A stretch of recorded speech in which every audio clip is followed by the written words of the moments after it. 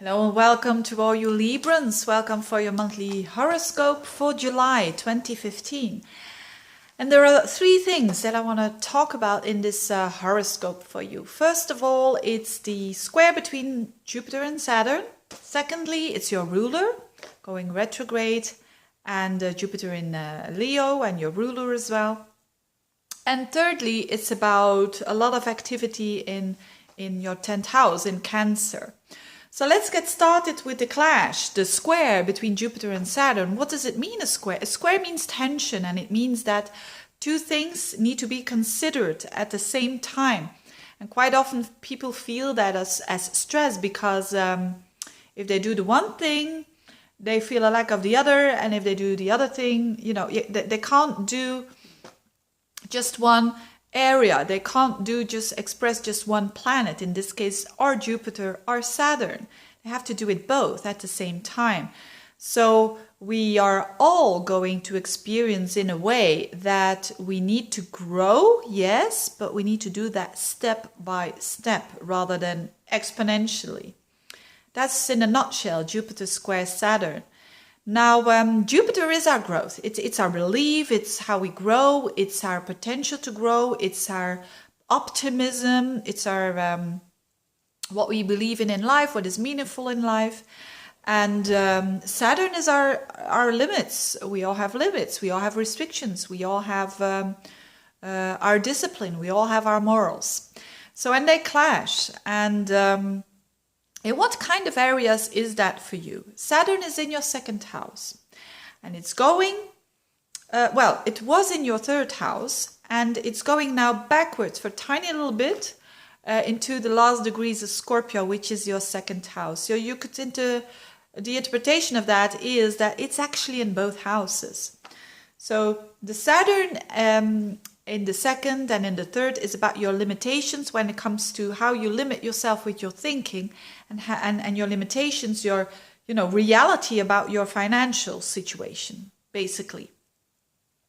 Or in a broader perspective, it can also mean the 2nd house, your self-worth, which is, it's a bit hard work for you to have that, to gain that self-worth or to maintain it at least. So that's where Saturn is now. That's why Saturn is working. And you've been working very hard to be very real with your finances and to be very realistic. Maybe a bit too hard for some of you.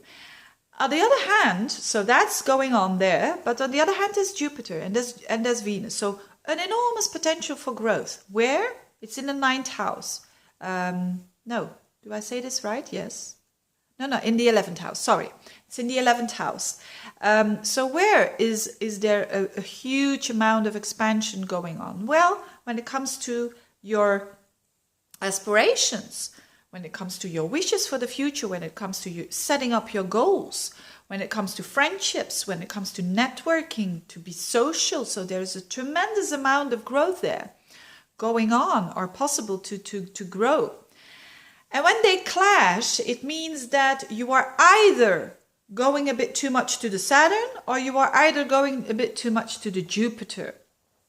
And that depends on your unique personal chart. I can't say that just in the video. That's why I divide all the signs into two kind of people. You could say the Balance. What's your sign now? It's not Balance. It's Libra. So you could be the very Saturnial kind of Libra, as a temperament, or you could be the very Jupiterian kind of Libra. What do I mean by that?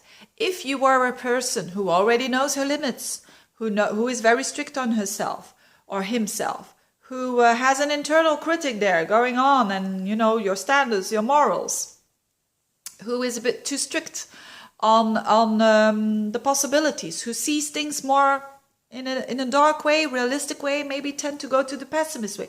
If you are like that, natally, if you say, yes, that resonates with me, then this is a warning to go a bit more to the Jupiter, to go a bit more to the Venus-Jupiter conjunction in the 11th house, to get a bit more out there, to get a bit more with your friends, to get on internet, to get on social media, to get on And if you don't like that, well, to spend time with friends, to make new friends, to go out, to go to a party, to explore, to go to meetings with like-minded people, and so on and so on. So this is a calling like, look, there is a big potential for growth here.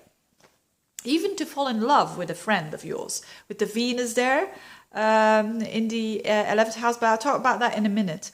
So this is then your kind of advice. But you might be the other Libran, and I think Librans in general, especially when they are younger, they go a bit more to this kind of type of person, which is the easygoing, which is diplomatic and easygoing and entertaining and having fun and being airy and light and responsibilities.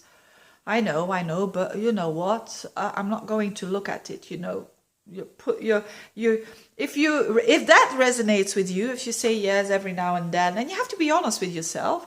Every now and then I do put my head a bit in the sand. Then Saturn will knock on your door.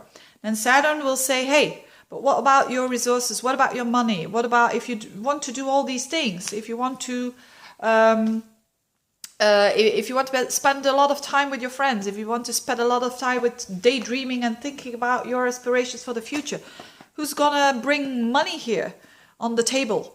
So then this is the advice, and you will feel that it tries to get into the balance to consider your responsibilities that you have, or maybe thinking a bit more structured, because that's a Saturn in the 3rd house.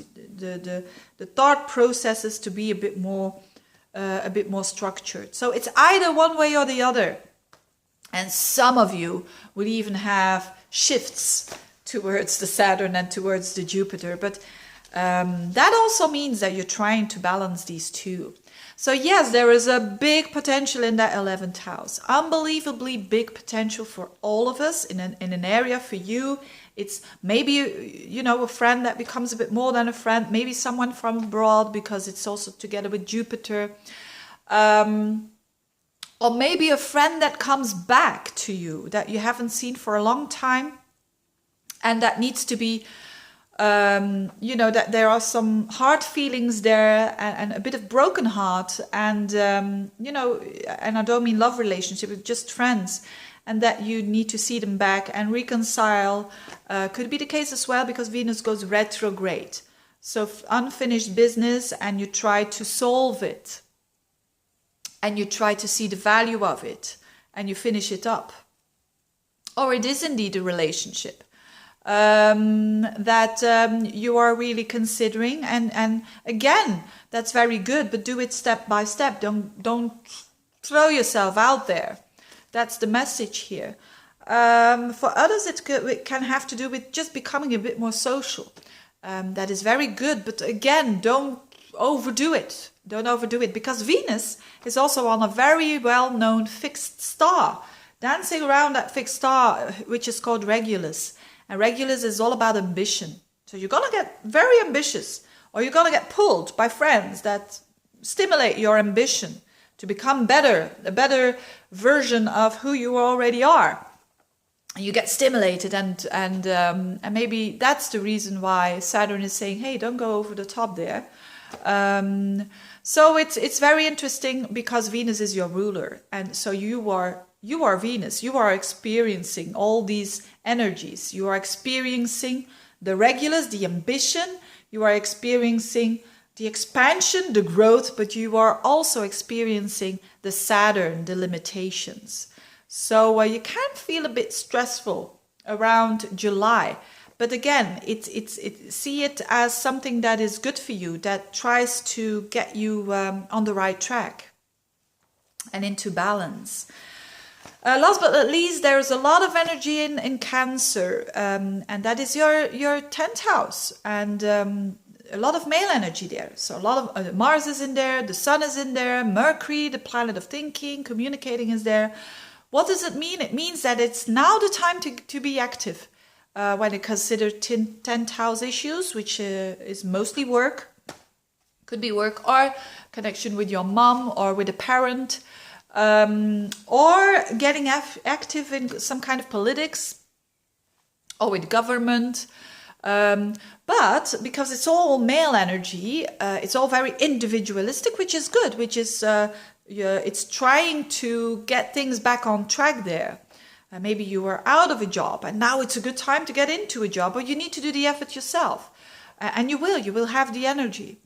The only advice is don't overdo it again. Don't be too hard on a parent. Don't be too hard on your boss, because it's going to backfire. It's not the time now to be going on an ego trip with bosses or even with government. But I think that's no problem for a Libran, because Librans know how to negotiate normally.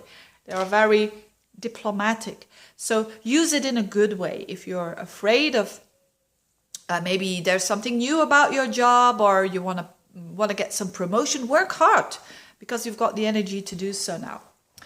So that's it for the Librans. I wish you a very, very good month, and thank you so much for your nice, kind Librans who order readings, who do the effort to share my videos, who do the effort to comment. And to support me. This is very well appreciated. Thank you very, very much, and keep on doing that. And have a nice month. Bye-bye.